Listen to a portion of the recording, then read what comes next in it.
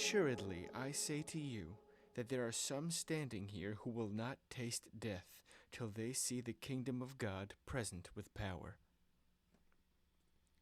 Now after 6 days, Jesus took Peter, James, and John, and led them up on a high mountain apart by themselves, and he was transfigured before them.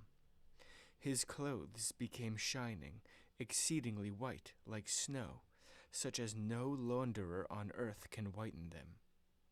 And Elijah appeared to them with Moses, and they were talking with Jesus. Then Peter answered and said to Jesus, Rabbi, it is good for us to be here, and let us make 3 tabernacles, one for you, one for Moses, and one for Elijah, because he did not know what to say, for they were greatly afraid. And a cloud came and overshadowed them, and a voice came out of the cloud, saying, This is my beloved Son, hear him. Suddenly, when they had looked around, they saw no one any more, but only Jesus with themselves. Now as they came down from the mountain, he commanded them that they should tell no one the things they had seen, till the Son of Man had risen from the dead. So they kept this word to themselves, questioning what the rising from the dead meant.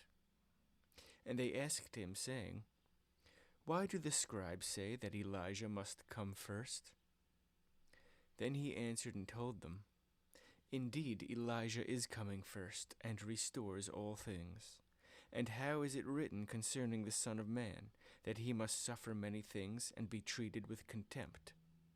But I say to you, that Elijah has also come, and they did to him whatever they wished, as it is written of him.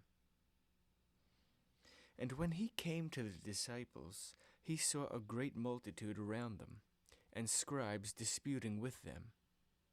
Immediately, when they saw him, all the people were greatly amazed, and running to him greeted him. And he asked the scribes, What are you discussing with them? Then one of the crowd answered and said, Teacher, I brought you my son who has a mute spirit, and wherever it seizes him it throws him down. He foams at the mouth, gnashes his teeth, and becomes rigid. So I spoke to your disciples that they should cast it out, but they could not. He answered and said, O faithless generation, how long shall I be with you? How long shall I bear with you? Bring him to me. Then they brought him to him. And when he saw him, immediately the spirit convulsed him, and he fell on the ground and wallowed, foaming at the mouth. So he asked his father, How long has this been happening to him? And he said, From childhood. And often he has thrown him both into the fire and into the water to destroy him. But if you can do anything, have compassion on us and help us. Jesus said to him, If you can believe, all things are possible to him who believes. Immediately, the father of the child cried out and said with tears, Lord, I believe.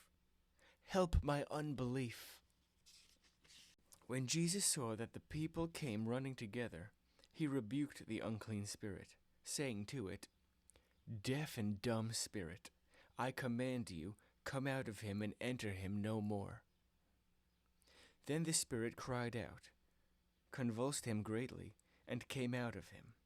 And he became as one dead, so that many said, He is dead. But Jesus took him by the hand and lifted him up, and he arose. And when he had come into the house, his disciples asked him privately, Why could we not cast it out? So he said to them, This kind can come out by nothing but prayer and fasting. Then they departed from there and passed through Galilee, and he did not want anyone to know it. For he taught his disciples and said to them, The Son of Man is being betrayed into the hands of men, and they will kill him, and after he is killed, he will arise the 3rd day. But they did not understand this saying, and were afraid to ask him. Then he came to Capernaum, and when he was in the house he asked them, "What was it you disputed among yourselves on the road?" But they kept silent. For on the road they had disputed among themselves who would be the greatest. And he sat down, called the 12, and said to them, "If anyone desires to be first, he shall be last of all and servant of all." Then he took a little child and set him in the midst of them. And when he had taken him in his arms, he said to them, "Whoever receives one of these little children in my name receives me, and whoever receives me receives not me, but him who sent me." Now John answered him, saying, "Teacher, we saw someone who does not follow us casting out demons in your name, and we forbade him because he does not follow us." But Jesus said, "Do not forbid him, for no one who works a miracle in my name can soon afterward speak evil of me. For he who is not against us is on our side. For whoever gives you a cup of water to drink in my name, because you belong to Christ, assuredly I say to you, he will by no means lose his reward. But whoever causes one of these little ones who believe in me to stumble, it would be better for him if a millstone were hung around his neck and he were thrown into the sea.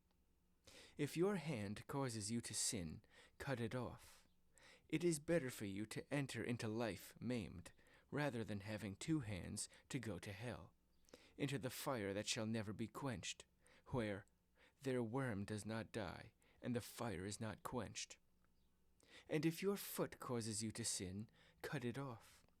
It is better for you to enter life lame, rather than having 2 feet to be cast into hell, into the fire that shall never be quenched, where their worm does not die, and the fire is not quenched.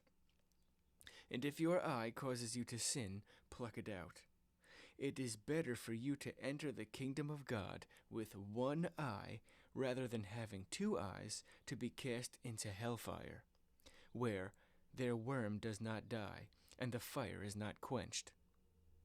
For everyone will be seasoned with fire, and every sacrifice will be seasoned with salt. Salt is good, but if the salt loses its flavor, how will you season it? Have salt in yourselves, and have peace with one another."